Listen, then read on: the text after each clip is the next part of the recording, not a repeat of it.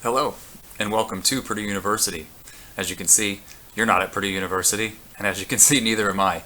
I'm sitting here in my guest room, and hopefully that we'll all be back on campus soon. My name is Doug Samuel. I'm an associate professor of clinical psychology here at Purdue, and today I'm going to tell you a little bit about my research program and what sort of things my lab is up to. Thank you for taking the time to watch, and we hope this gives you some flavor of what Purdue would be like if you would choose to come here to continue your education. Okay, as I mentioned, my name is Doug Samuel. I'm the professor and the principal investigator of this lab. We call it the SAMPPL, the Samuel Assessment Methods for Personality and Psychopathology. That captures a lot of the things that we do. A quick introduction of our folks. Meredith Bucher is in her 6th year in our program, getting ready to graduate and head off on internship. Lily Assad is in her 5th year. Caroline Balling in her 2nd year. And then I have 2 lab alumni that were PhDs from my lab, Taka Suzuki and Sarah Griffin.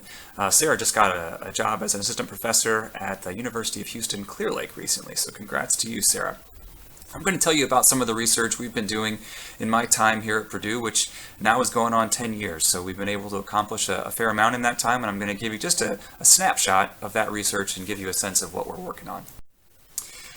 So the way I like to think about my research is I certainly am a clinical psychologist by training, but I also feel like I'm equally a personality psychologist.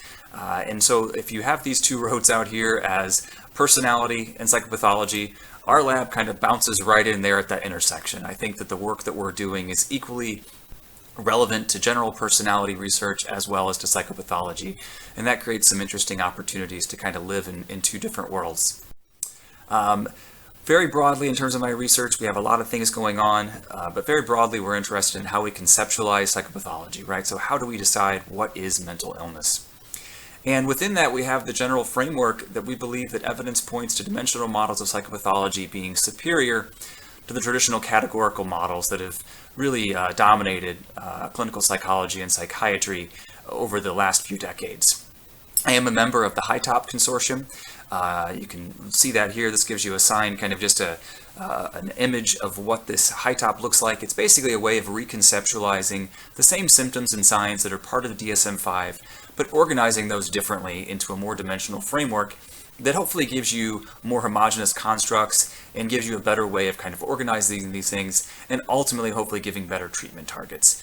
So you can really conceptualize all forms of psychopathology within this broad framework. As I mentioned, I am on this one of the members of the HiTOP Consortium, and I'm on the personality as well as the measurement work groups within that consortium. As you might expect, given my focus on measurement, we have a really strong focus on measurement and assessment in our lab. So we will look at how to develop measures of these constructs, particularly the dimensions. How do we measure these things appropriately, reliably, validly? And we also use some of those things to look at how assessment can help us to leverage some of this information to better answer questions about the constructs themselves. And so I view that as pretty synergistic in the sense that the measurements will help us understand the constructs better, and the constructs can then refine our measures. I am the current editor-in-chief of the journal Assessment, which sort of just speaks to my interest and kind of focus on assessment.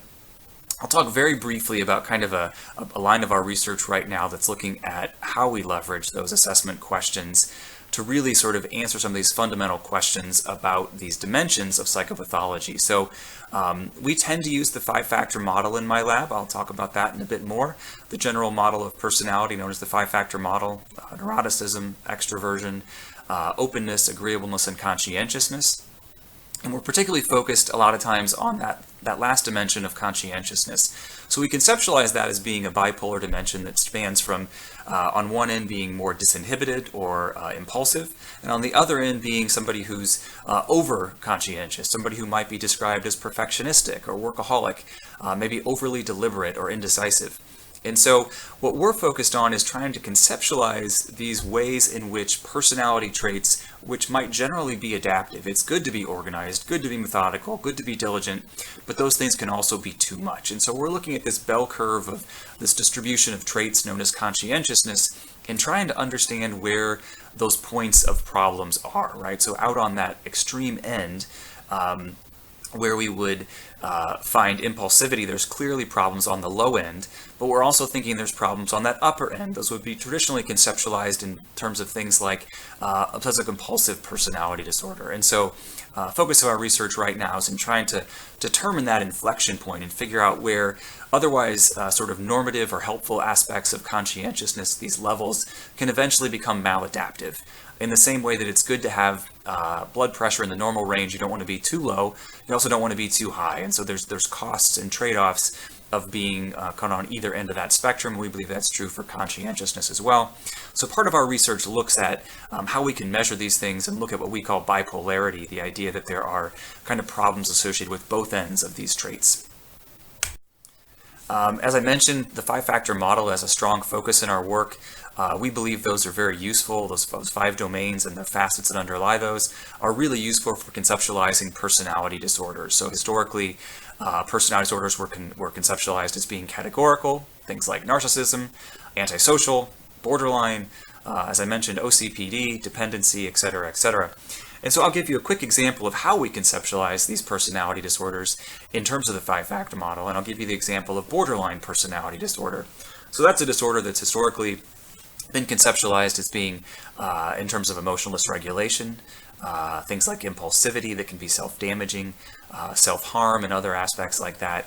And so when we look at that in terms of the five-factor model, it looks like this. So that borderline five-factor model facet profile, so again, using these facets, there's 30 facets of the five-factor model, according to Costa and McRae. And as you can see, borderline measures tend to correlate very highly with the domain of neuroticism, indicating that there is a strong overlap between that kind of emotional vulnerability and things like that that also play into that piece of neuroticism.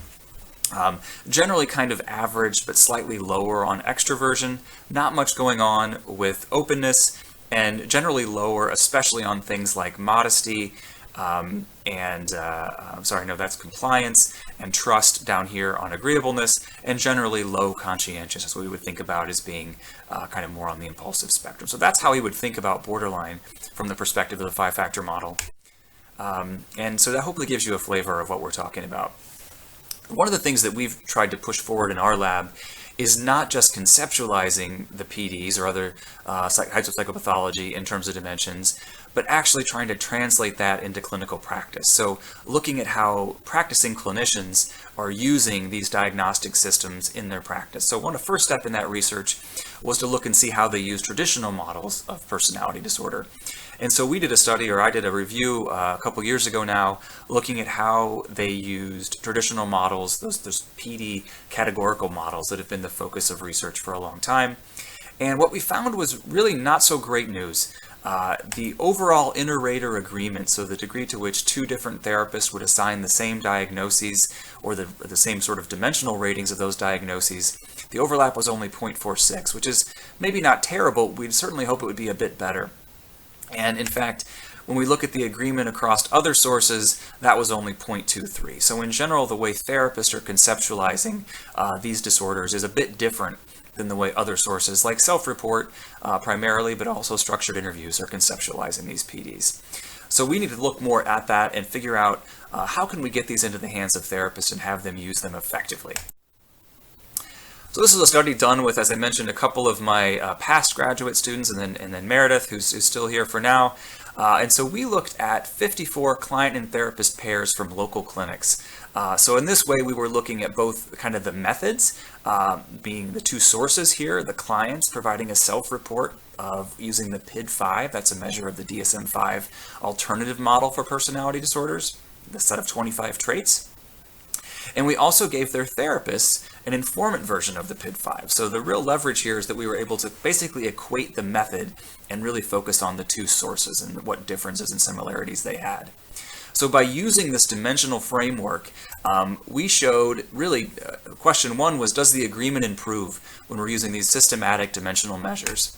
And the answer there was a pretty resounding yes. The agreement across those 5 domains was still low for the domain of psychoticism at only 0.16, but above 0.40 for all the other domains with an overall median of 0.41. So in general, it seemed like this did a bit of a better job of overlapping with self-report questionnaires. And then another question we had was who reported higher levels of psychopathology, of personality pathology, the therapist or the client? And historically, that's been a question that people have debated, but I think in general, I'd ask you to sort of think about it yourself, but I think most people would presume that the clients would presume to report lower levels, right? That there might be some problems with insight in terms of personality pathology, or perhaps some sort of lack of knowledge about themselves. Maybe they didn't understand the way they were impacting the world. And so there were some thoughts that therapists would actually have higher levels.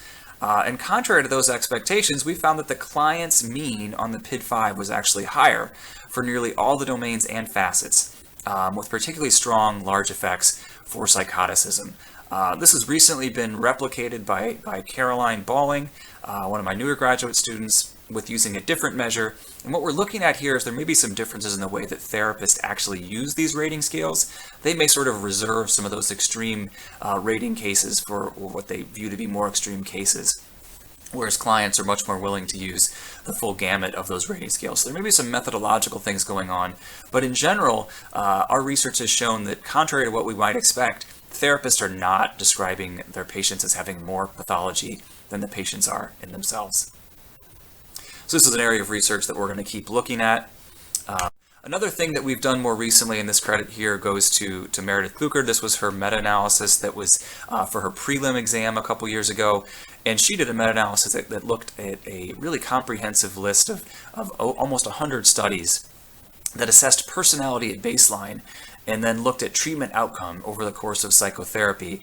And so what she was looking at was to see whether or not baseline personality traits would be able to be leveraged to better understand, basically predict what would happen over the course of therapy. This really gives a sense of what is the utility, how can we use these traits to better understand the outcomes of therapy. And what she found was that there was a pretty clear relationship. These were not large effects, but generally kind of small to medium. But these were, as you would mostly expect, lower neuroticism and higher EA, C, and O all predicted better outcomes. But very specifically, we also saw that agreeableness was associated with higher therapeutic alliance, which really corresponds well to how we understand that domain of agreeableness. We found also, she found that conscientiousness was able to predict better abstinence from substance use treatment. And we also found that conscientiousness had some interesting effects in terms of moderating the frequency of sessions, so that the outcome actually differed depending on how often the therapist was meeting with the client. So it seemed like the less frequently the therapist and clients were actually meeting. So imagine they were meeting only once a week or every couple weeks versus on a weekly or even a bi-weekly basis or more often. Basically, the less frequent the sessions, the more it seemed like conscientiousness mattered. And this makes sense when we think about what happens within a lot of cognitive behavioral therapy, where some of the work is done in terms of homework outside of sessions. And so the more the person was able to kind of focus on that and kind of stay up on their practice, the better they got. And so this was really interesting and encouraging work. So I'm kind of over my time now. Thank you for paying attention and learning more about our lab. We have a lot of different things going on, but again, broadly focused on these dimensional models and how to put those things into practice. So thank you for paying attention. This is our fall 2020 lab photo. These are my graduate students and undergraduate students who were able to take part in our virtual lab over the course of the fall. And so again, thank you all for your attention and learning a bit more about SAMPPL.